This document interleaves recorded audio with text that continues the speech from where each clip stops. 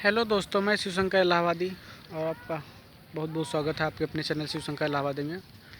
तो दोस्तों, मैं आज यूपी के इलाहाबाद ज़िले के एक बहुत ही विशेष स्थान पे आया हूँ, जिसका नाम है लक्षागृह, जो कि एक पौराणिक स्थल है। तो दोस्तों, ये जो पांचों पांडव सुरंग बनाए थे, तो यहीं से इनका ये सामने जहाँ दिख रहा है ये है। बाकी ये रहने की स्थान है, बहुत ही अच्छा स्थान है ये। और ये सामने आप गंगा जी देख रहे हैं, जो सीधा होते हुए बनारस निकल जाती हैं। तो दोस्तों, बहुत ही सुनहरा दृश्य है ये। और आप देख सकते हैं कि हम कितनी ऊंचाई पे हैं, गंगा जी कितनी नीचे हैं। बहुत ऊंचाई पड़ता है दोस्तों यहाँ से। और ये बहुत ही